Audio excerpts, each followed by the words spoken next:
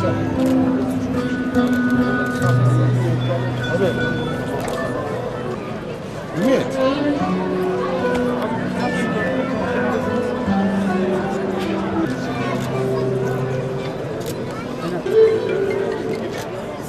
Baştan geçerken.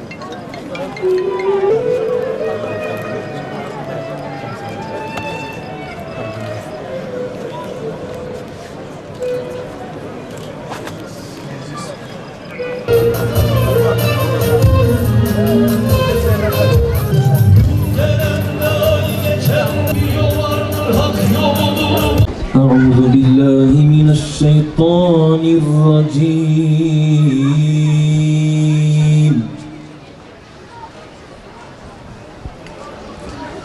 بسم الله الرحمن الرحيم.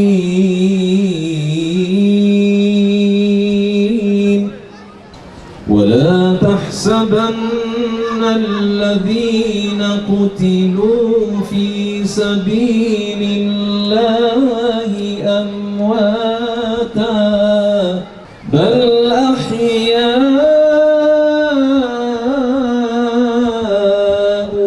عند ربهم يرزقون يستبشرون بالذين لم يلحقوا بهم من خلفهم ألا خوف عليهم ولا هم يحزنون والله ذو فضل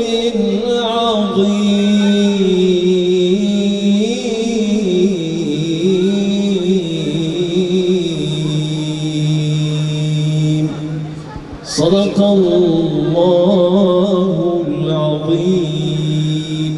سبحان ربك رب العزة عما يصفون وسلام على المرسلين والحمد لله رب العالمين. الفاتحة. Ya Rabbi, 15 Temmuz gecesi vatanımızın birliğine, milletimizin birliğine kasteden, hainlere karşı gövdesini siper eden, iman dolu göğüsleriyle tankların önünde duran, din-u devlet, mülk-ü millet, istiklal ve istikbalimiz için canlarını seve seve feda eden aziz şehitlerimize rahmet eyle. Makamlarını âli, mekanlarını cennet eyle. Şefaatlerine cümlemizi nail eyle.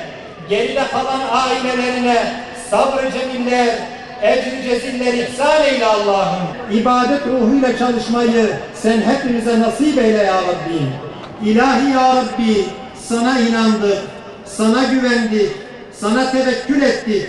Bizleri sensiz, sahipsiz, kimsesiz, çaresiz bırakma Allah'ım. Şehadetleri dinin temeli olan ezanlarımızı minarelerimizden dirtme.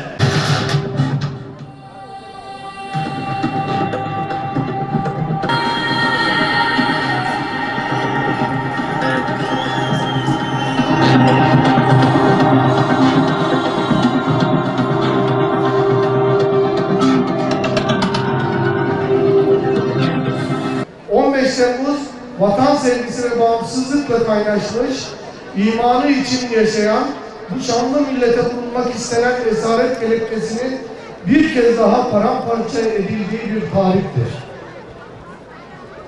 Şehit kanlarıyla İslam vatanı yapılmış bu coğrafyanın işgal edilemeyeceğinin tescili, hür yaşamış ve hür yaşayacak milletimizin zaferle sonuçlanmış yeni bir kurtuluş mücadelesidir.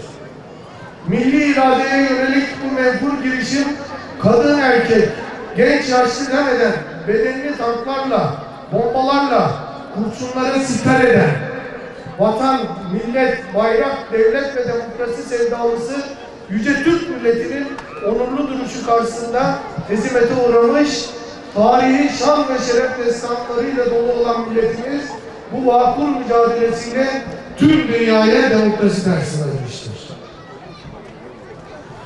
FETÖ tüm devlet geleneklerini çiğneyerek gizli bir ajandayla devlet yönetimini ele geçirmeye çalışmış, ancak milletimiz ülkemizin bekası için fedakarca bir direniş göstererek terör örgütünün tüm hain planlarına engel olmuştur. Şeytana ruhunu satan, Müslüman görünümlü Haçlı yardakçısı, hoca görünümlü bir terörist sığındığı Pensilvanya'dan yetiştirdiği cinayet örgütüne Türkiye'yi bunun emrini vermiştir. Kuzu postuna bürünmüş, kudurmuş şeytan ruhlu canavarlarını milletimizin üzerine salmıştır. Milletimiz silahsız ve savunmasız sokağa çıkıp bedenlerini siper ederek, tankların altına yatıp, tankların altında ezilerek, ölerek darbeye karşı çıkmış, hain darbe girişimini kahramanca püskürtmüştür. O karanlık geceyi 81 ilimizde, ilçelerimizde, köylerimizde 7'den 70'e milletimiz aydınlattı. Türk'ü, Kürd'ü, Alevisi, Sünnisi, Lazı, Çerkezi, Gürcüsü, Boşnak'ın vatanımızı alçak darbecilere karşı hep birlikte savunduk. Birlikte kurtardık. Sonuç, namusumuzu kirletmedik, vatanımızı kirletmedik.